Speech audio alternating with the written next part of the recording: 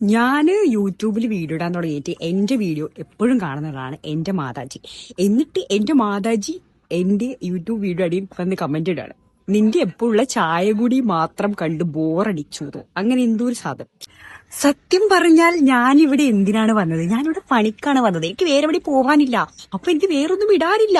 പണ്ട് എന്നെ ഇവരാരും, ഐ മീൻ എന്റെ പാരന്റ്സ് എവിടെയും എന്നെ പോവാൻ വിട്ടിയിട്ടില്ല. ഓക്കെ, അപ്പൊ പിന്നെ ലൈക്ക് എന്തെങ്കിലും പറ്റും, അത് പറ്റും, ഇത് പറ്റും. ഇപ്പോ വല്ല സൂലും പോയാ പുലി പിടിക്കും, അതുപോലെ വല്ല കുളവോ അല്ലെങ്കിൽ ഡാമോ കാണാൻ പോയാൽ വെള്ളത്തിൽ മുങ്ങിച്ചാവും, ഇങ്ങനെയൊക്കെ പറയായിരുന്നു.